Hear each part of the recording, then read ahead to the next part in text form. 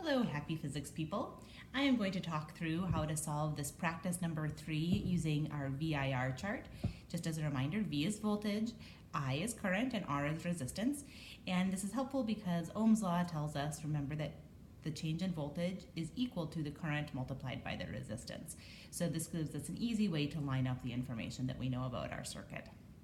All right, we're going to start by filling in the information that we know. So resistor 1 up here has a resistance of 5. Resistor 2 has a resistance of 20 ohms. And resistor 3 has a resistance of 10 ohms.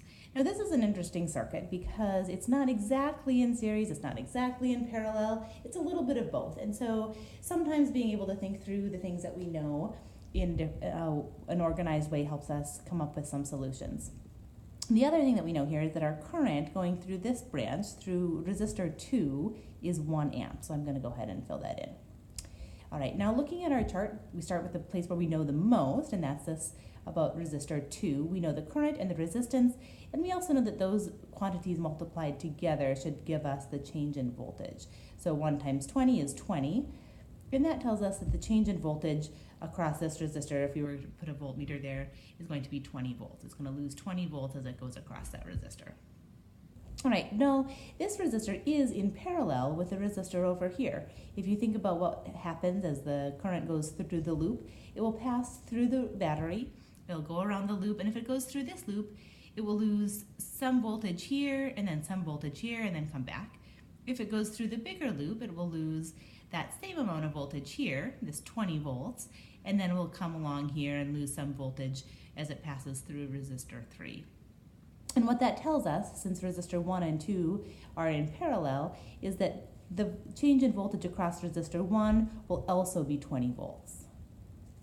All right, so if we go, as the electrons are coming through this resistor, they're going to lose 20 volts across this resistor as well. All right, now we can look at here, and now we know a little bit more about resistor 1. We know that the change in voltage is going to be equal to the current, which we don't know yet, multiplied by the resistance, which is 5. So to find the current, we can do 20 divided by 5, and we're going to get a current of 4. All right, now I know these arrows are backwards for the way the battery is drawn, but we'll go with it anyway. We are saying that here we have a current of 1 amp, and I'm going to reverse the direction just so we have them drawn in the right direction. The current here is 1 amp going down, and we just found that the current here that's going through this loop is 4 amps. So remembering Kirchhoff's junction rule, that means that when they come together and they pass then through resistor 3, we have an incoming current of 4 plus 1. That's going to be a current of 5 that goes through resistor 3.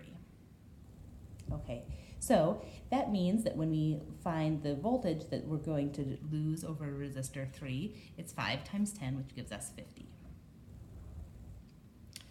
Now, it's tempting to look at and find these total values by just adding 20 plus 50 and saying that's going to be the voltage of the battery. But we have to be careful in looking at whether or not these things are all on the same loop. And it turns out, since we have this parallel segment, they're not exactly on the same loop.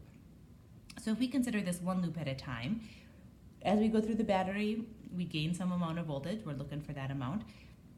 We are then going to come along this way. If we go through this smaller loop, we'll lose 20 volts, and then we'll lose 50 volts. So that sounds like we've lost 70 volts as we go across this way. Let's double check and make sure that that works the same with the other loop. We gain some voltage as we go through the battery. As we go along the bigger loop, then we would lose 20 volts and lose 50 volts again. And so either way, either loop we go, the total amount of voltage is going to be 70 volts, and that's going to be then the voltage of our battery. 70 volts.